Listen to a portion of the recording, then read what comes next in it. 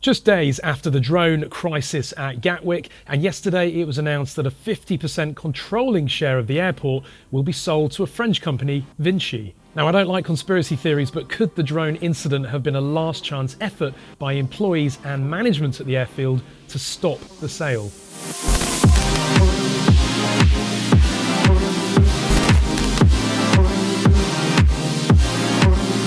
Hi, I'm Ash from DroningON, and first of all, Merry Christmas and a Happy New Year. I'm currently in Sweden where it's very, very cold. If you love this content, click that subscribe button, of course give the video a thumbs up and comment below whilst you're watching.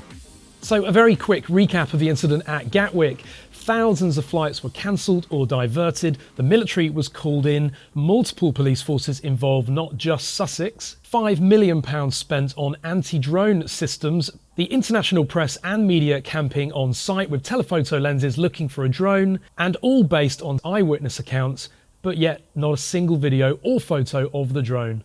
Now, a damaged drone was found on site at the perimeter of Gatwick. However, just hours after that drone was found, the Chief Superintendent, Jason Tingley, announced that there was a possibility that there may not have been any genuine drone activity in the first place. Shortly after, his own police force denied that information and put it down to a miscommunication, which is highly unlikely because it's very unusual for a Chief Superintendent to be getting the wrong information. We are now days since that damaged drone was found, and the press and media have kept very quiet about it, as have the police. Therefore, we assume that it's not involved and had probably been there for quite some time. Let's face it, if you crash your drone at Gatwick by accident, you're hardly going to approach the airport and ask to recover it. So if it wasn't a drone, what exactly happened? Well, there's been a lot of speculation. People have suggested eco-warriors complaining about additional runways being built at the airfield.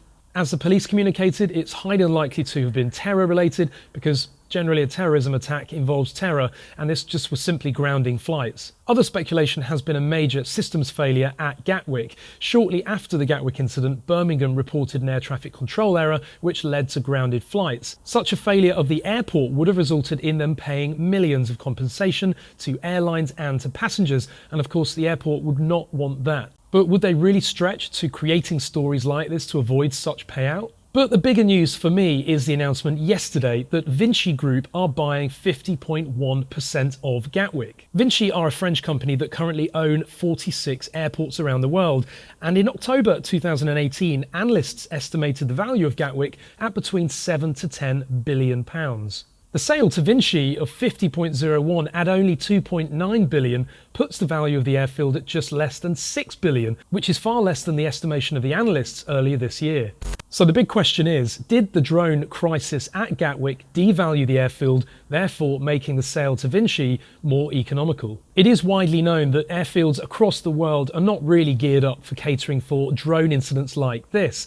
More importantly, how can you catch a drone when there isn't a drone in the first place? If this was indeed a ploy to devalue Gatwick, then whoever orchestrated it would have known that without there actually being a drone, it would end in a media and press farce, therefore bringing Gatwick into disrepute. Amongst the eyewitness testimony accounts of sighting a drone, but with no photos or videos, were employees of the airport. Perhaps the employees were not happy about this acquisition by the French company, and that creating this incident was their last chance at putting off the sale. After all, who would want to buy an airfield that had to close for 3 days, cancel thousands of flights, all on the basis of a drone that they couldn't even find? Now, this is just speculation, but I don't think it verges into conspiracy theories. In a situation like this, where information from the police and the airport is very, very slow and minimal, you have to think of the other options. This video at least is to get my view out there for discussion, so let's do that.